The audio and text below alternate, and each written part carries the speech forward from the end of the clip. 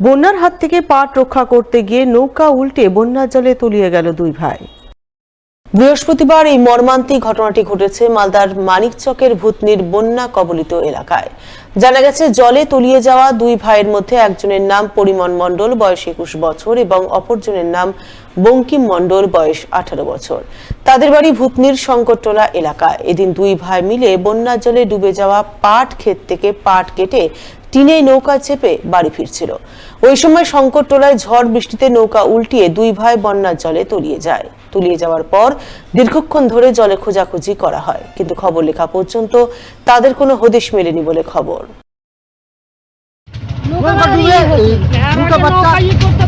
দুটা ছেলে মারা গেছে, ওরা পাট ছুটাচ্ছিল বাঁধের উপরে। ওই বাঁধের উপরে যখন পাট ছুটাই, পাটটা ছুটানো হয়ে গেছে, তারপরে ওই ডোঙার উপরে পাট বুঝে ওরা দুইজন বাড়ি আসছিল।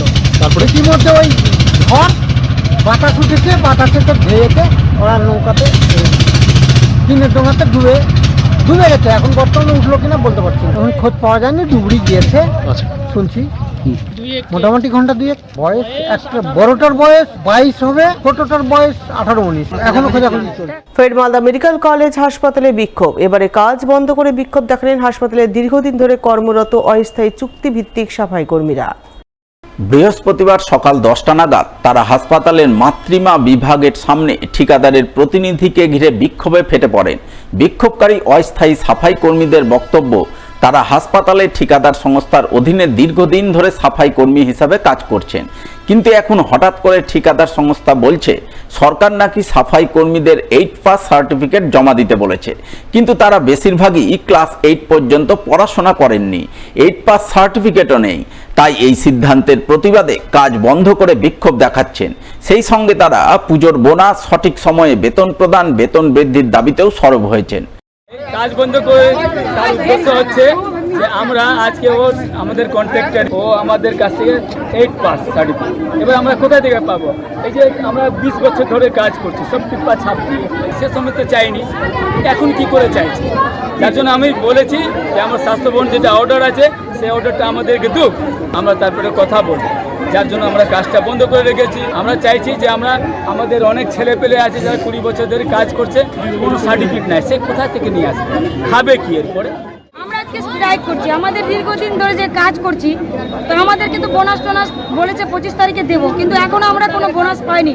আর তার মধ্যে আমাদেরকে আবার ওনারা বলছেন যে আমাদের 8 সার্টিফিকেট চাইছে। আমরা তো সুইপার, আমরা ঝাড়ু ঝাঁটার কাজ করি, কোথায় পাবো 8 সার্টিফিকেট?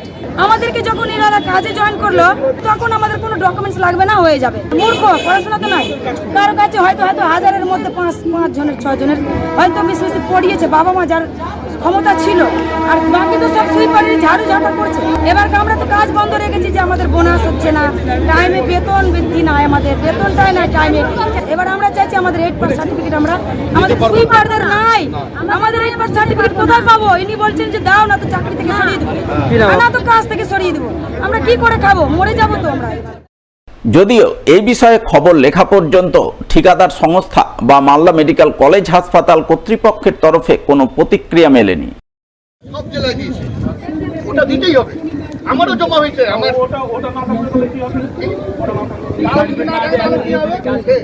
এবার নিষিদ্ধ কাপ সিরাপ উদ্ধারে বড়সড় সাফল্য পেল মালদার কালিয়াচক থানার পুলিশ।